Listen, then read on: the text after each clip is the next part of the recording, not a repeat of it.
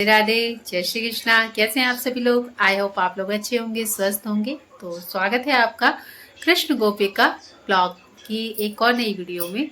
तो आज हम बात करेंगे, आज सोचते हैं कि आपसे किस बारे में बात करें और आपको ऐसी क्या चीज़ बताएं कि जिससे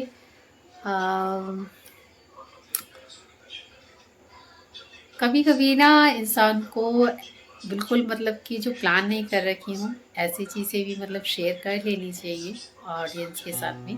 तो आज अगर हम बात करते हैं तो मैं यही बोलना चाहूँगी आप सबको कि अगर आप में से कुछ लोग ऐसे हों जो एक मतलब टीचिंग लेसन की तरह आप इस चीज़ को लेना या इस वीडियो को लेना आप एक टीचिंग लेसन की तरह कि अगर लाइफ में कभी भी कोई भी दिक्कत आती है या कोई भी परेशानी आती है तो उस टाइम पे आपको बिल्कुल भी हिम्मत नहीं हारनी है, बिल्कुल भी परेशान नहीं होना है और एकदम बिल्कुल जिसे कहते हैं ना लंबी सांस लें। और कितनी भी दिक्कत वाली चीज़ हो या फिर कितनी भी परेशानी उस टाइम पे आपके साथ में हो तो आपको भगवान में विश्वास रखें। जिनको भी आप मानते हैं, जैसे मैं अपने भगवान कृष्ण को अपना सखा अपना बंधु मानती हूँ, तो ऐसे ही आप अपने जिन भी इष्ट में, क्योंकि देखिए वो है एक ही, उनके जैसे रूप अनंत होते हैं हर चीज़ के, हर किसी के। जैसे अब हमारे देश में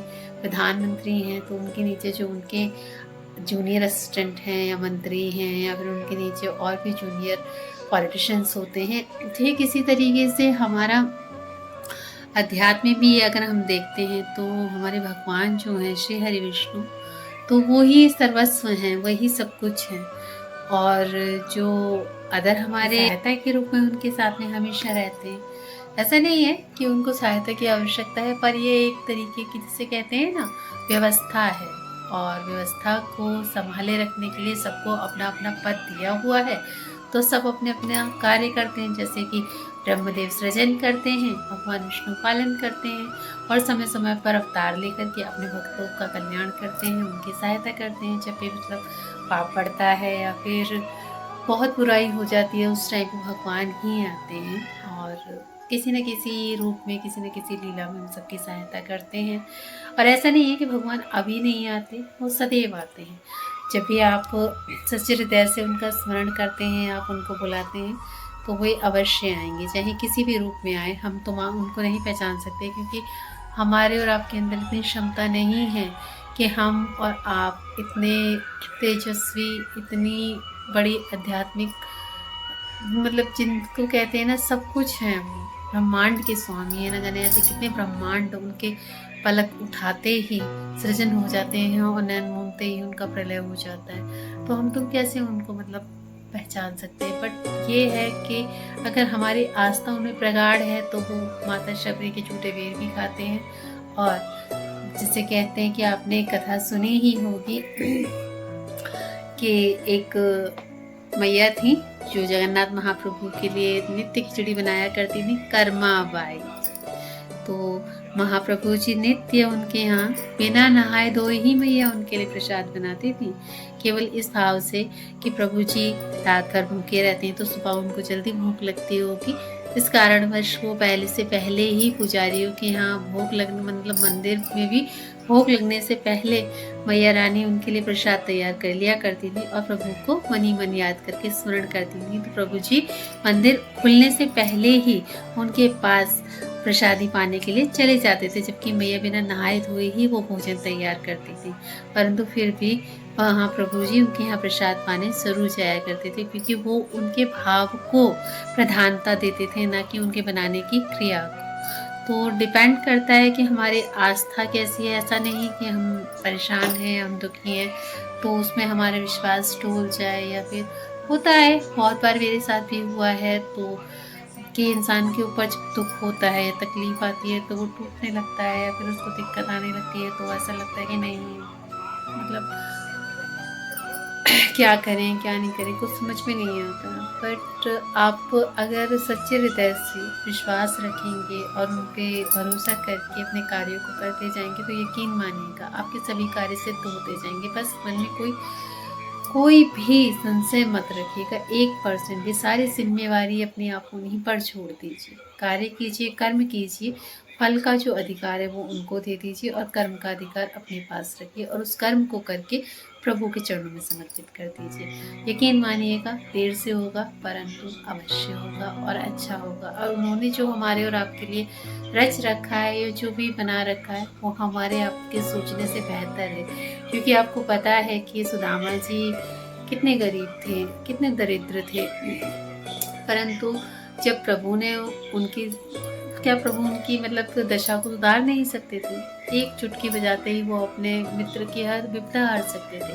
परंतु ये उनके पूर्व जन्म का कुछ जिसे कहते हैं कि था प्रावधान था उनका। और कुछ जो एक कथा आती है कि मैया रानी जो उनकी गुरु माता थी उन्होंने उनको चने की प्रसादी दी थी खाने के लिए ठाकुर जी को और सुदामा जी को। तो उनको पता था सुदामा जी को कि ये जो चने हैं इनको श्राप लगा हुआ है कि अगर जो भी इन चनों को पाएगा तो उसको पूरे जीवन दरिद्रता ही मतलब मिलेगी और वो अत्यंत दरिद्र रहेगा। इस वजह से वो सारे चने उन्होंने ही खुद अकेले खा लिए थे और नहीं दिए थे ठाकुर जी को कि कहीं हमारा लाला हमारा कन्हैया कहीं गरीब ना। हालांकि उनके मन का बहुत कोमल सा भाव होता है और जो तीनों लोगों के अधिपति हैं उनको कौन दरिद्र कर सकता है। तो यही कहूँगी आपके साथ में कि अगर कभी भी कोई भी बुरा फेसिंग टाइम आता है, कुछ भी मतलब कि दिक्कतें परेशानी आती हैं तो ये लाइफ में आती रहती हैं। क्योंकि देखिए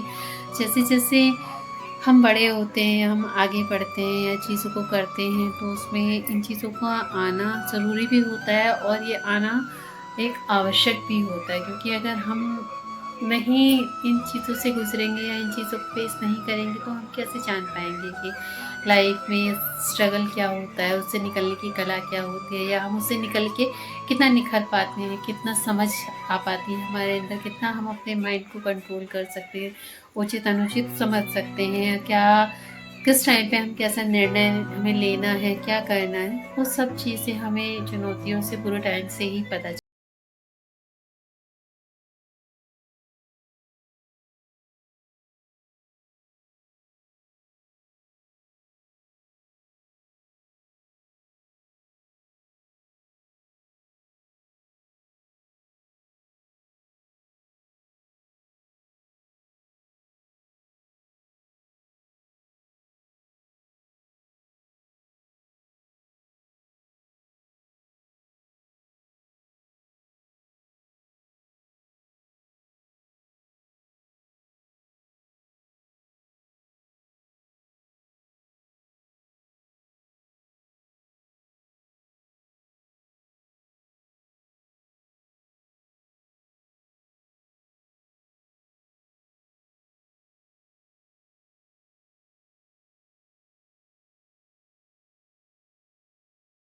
करूँ तो इसलिए मैंने शेयर कर लिया। कुछ भी मैंने प्री प्लान करके नहीं बोला है और ना ही कुछ लिखा हुआ था, बस शूट करना था तो सोचा कि चलो आज जो मैंने एक्सपीरियंस किया है अपनी लाइफ में और जो कुछ भी सीखा है तो वही थोड़ा सा बस ज़रा सा आपके साथ शेयर किया।